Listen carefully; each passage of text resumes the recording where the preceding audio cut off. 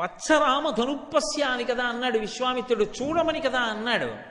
అందుకే అక్కడికి వెళ్ళి చూశాడు. చూసి ముట్టుకోవాలంటే మళ్ళీ గురువుగారిని అడగాలి. అందుకని గురువుగారి వంక తిరిగాడు.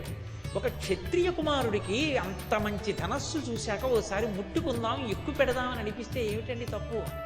సీతమ్మ కోసం ఎక్కువ పెట్టినట్టే కాదు కదా. అందుకే ఆయన అన్నాడు విశ్వామిత్రుడి వంక తిరిగి, ఇదం ధనుర్వరం బ్రహ్మం సంస్పృశామిహ పాణిన యత్నవంశ భవిష్యామి తోలనే పురణేపివా. హే భగవన్ విశ్వామిత్ర మహర్షి, మీరు ఈ ధనస్సుని చూడమన్నారు. ఇదం ధనుర్వరం బ్రహ్మం సంస్పృశామిహ పాణిన. ఎంత మర్యాదగా పిలుస్తాడో గురువుని. గురువుగారు అని కూడా అనలేదు, హే బ్రహ్మన్ అన్నాడు. బ్రహ్మమును తెలుసున్నవాడా? హే బ్రహ్మన్, ఇదం ధనుర్వరం, ధనస్సులలో శ్రేష్టమైనది ధనస్సు. ఇదం ధనుర్వరం బ్రహ్మన్ సంస్పృశామిహ పాణిన. ఒక్కసారి నా చేత్తో ముట్టుకోవాలనుంది. ముట్టుకున్న తర్వాత పట్టుకోవాలనిపించవచ్చు, పట్టుకున్న తర్వాత ఎత్తాలనిపించవచ్చు, ఎత్తిన తర్వాత నారి కట్టాలనిపించవచ్చు, కట్టిన తర్వాత ఎక్కువ పెట్టాలనిపించవచ్చు. కాబట్టి సంస్పృశామిహ పాణిన యత్నవంశ భవిష్యామి తోలనే పూరణైపివా. అందుకని అడుగడుగునా మళ్ళీ ఏమంటే ముట్టుకున్నాను, పట్టుకున్నాను, ఎత్తనా, ఎత్తాను, ఎక్కువ పెట్టనా అని అడుగడుగునా మిమ్మల్ని అడగడం విసిగించడం అవుతుంది గురువుగారు. అది లౌల్యం కదూ. క్షత్రియ కుమారులకి ధనస్సుని చూసినప్పుడు ముట్టుకుంటే పట్టుకోవాలని, పట్టుకుంటే ఎత్తాలని, ఎత్తిన తర్వాత వింటినారి కట్టాలని, కట్టాక ఎక్కువ పెట్టాలని ఉంటుంది కదా గురువుగారు. ప్రయత్నించనా? అనుమతిస్తారా? ఎంత గొప్పగా అడిగాడు. బాఢమిచ్చేవతం రాజా మనుష్య సమభాషత. బాఢం, ఈ మాట ఉపనయన క్రతువులో ఎక్కువ వస్తుంది. బాఢం బాఢం బాఢం అని ఎవరు ఉపనయనం చేసుకుంటున్నాడో ఉపదేశం పొందేవాడు గురువుని అడగాలి. ఎన్నో ప్రశ్నలు అడుగుతాడు గురువు. నువ్వు సంధ్యావందనం చేస్తావా? ఒళ్ళు దగ్గర పెట్టుకుంటావా? నిజంగా వేదాంతం నేర్చుకుంటావా? నీకు ఉపనయనం ఎందుకు చేసుకుంటున్నావు అడిగి అన్నిటికీ తర్వాత బాఢం బాఢం బాఢం అన్న మాట ఉపనయన క్రతువులో ఒక ప్రత్యేకమైన సందర్భంలో చాలా మాటలు కనపడుతుంది. బాఢమిచ్చేవతం రాజా మునిష్య సమభాషత. జనక మహారాజు గారిని అడగలేదు రాముడు, కానీ ఉత్సాహం అయింది. పోన్లే ఏదో ఎక్కువ పెడతానంటున్నాడుగా. స్వగతిర్మానుషానంచధనుషస్య ప్రపూరణే. ఎంతమంది రాలేదు ఇలా వీడు అనుకున్నాడు ఆయన. అనుకుని బాఢం అలాగే. బాఢం అని ఇంకోళ్ళు కూడా ఎవరన్నారు? విశ్వామిత్రుడు కూడా అన్నాడు. ఇద్దరు సమభాషత ఒక్కసారి అన్నారు. ఒకడు అంటున్నప్పుడు ఎక్కువ పెడతాడని కాదు, ఏమి ఎక్కువ పెడతాడు ఇలా అడిగిన వాళ్ళు ఎంతమంది ఉన్నారు. రెండో ఆయన బాఢం. రాముడు శ్రీరాముడు అవుతున్నాడు, శివధనుర్భంగం జరగబోతోంది. జనకుడికి తెలుస్తుంది ఇతనే పరబ్రహ్మం, నరుడిగా నడుస్తున్నాడు. ఇక కొద్ది క్షణాల్లో అద్భుతం జరగబోతోంది. ఒక్క విశ్వామిత్రుడికి తెలుసు. రామా నువ్వు శ్రీరాముడు అవుతున్నావు, సీతారాముడు అవుతావు అనడం. ఆ విషయం మా నాన్నగారు చూడాలి కదండి అంటాడు. ఇది విశ్వామిత్రుడి గాంభీర్యం. అందుకే ఆయన అలా అడిగాడు, ఈయన ఇలా అన్నాడు. బాఢమిచ్చేవతం రాజా మునిష్య సమభాషత. ఇద్దరు ఒక్కసారి అలాగే అనగాని చూస్తున్నారు. ఏమేం పెద్ద ఎంతమందిని చూశారండి, ఏదో పట్టుకుని ఎత్తుదా ఉండడం, డామని కింద పడ్డాం, వెళ్ళిపోవడం అయిపోతుంది కదా. దాన్ని మోతేసేస్తారు, లోపలికి తీసుకెళ్ళిపోతారు అనుకున్నారు. ఆరోపయిత్వా ధర్మాత్మా పురయామాస తద్ధను తత్వభంజ ధనుర్మధ్యే నరశ్రేష్ఠో మహాయశాహ. జనకుడు అలా చూస్తుండగానే దాన్ని ఇలా పట్టుకున్నాడు. శివధనస్సుని అవలీలగా పైకెత్తాడు, నించోపెట్టాడు, వింటినారిని విప్పాడు, కట్టాడు, వంచాడు.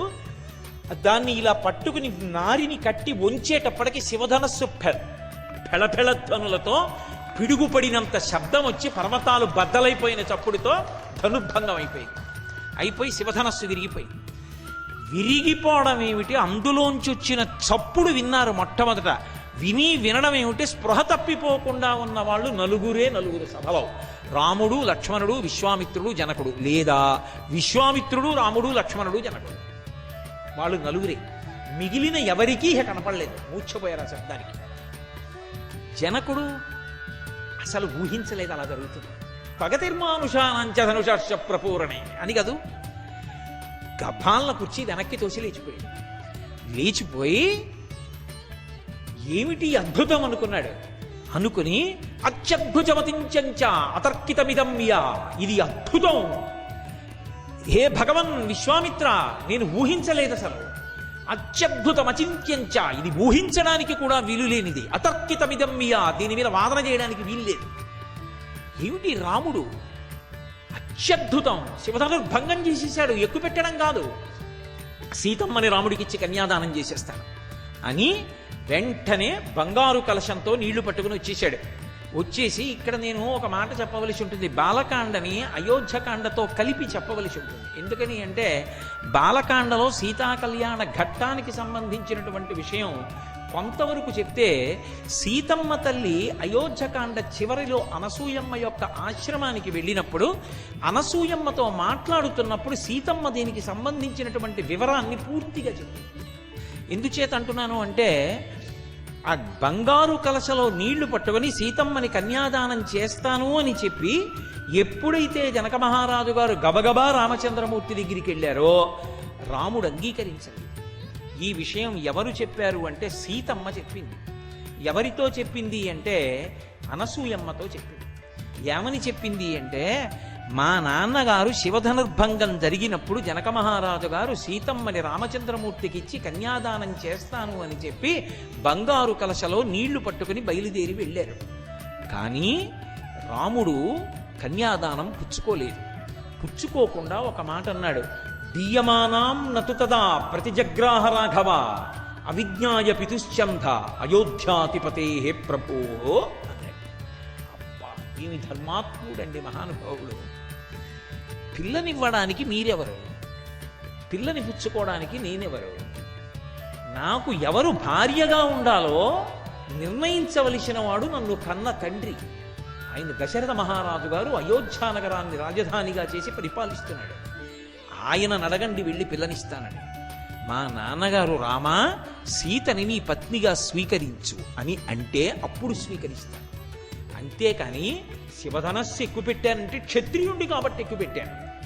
అంతేకాని మీరు పిల్లనిస్తే తీసేసుకోవడానికి మా నాన్నగారిని అవమానించి నాన్నగారిని కాదని స్వతంత్రించి పిల్లని భార్యగా తెచ్చుకునేటటువంటి వాడను కాను. ఇది రామాయణం యొక్క సంస్కృతి. ఆ రామాయణానికి మనం వారసులం. నాన్నగారు చిన్నప్పుడు పుస్తకాలు కొనిపెట్టారు, చదువుకున్నాను, చొక్కాలు కొనిపెట్టారు, వేసుకున్నాను, ప్యాంట్లు కొనిపెట్టారు, నాకు ఇష్టం లేకపోయినా రంగు తొడుక్కున్నాను. నా భార్యని నిర్ణయించడానికి మీరెవరనేటటువంటి దిక్కుమాలిన మాటలు మాట్లాడిన జాతి నా జాతి కాదు. రాముని యొక్క జాతికి వారసులం. తండ్రి నిర్ణయించాలని చెప్పాడు. దీయమానాం నతుతదా ప్రతి జగ్రాహ రాఘవ అవిజ్ఞాయ పితుశ్చంధ అయోధ్యాధిపతే ప్రభో. ఎంత మర్యాదగా మాట్లాడాడు తండ్రి గురించి. అయోధ్యాధిపతి అయినటువంటి నా తండ్రి దశరథ మహారాజు గారు నిర్ణయించాలి, రామా ఈమె నీకు భార్య కావడానికి తగిన వ్యక్తి, ఈమెని స్వీకరించమని చెప్పాలి. అప్పుడు స్వీకరిస్తాను.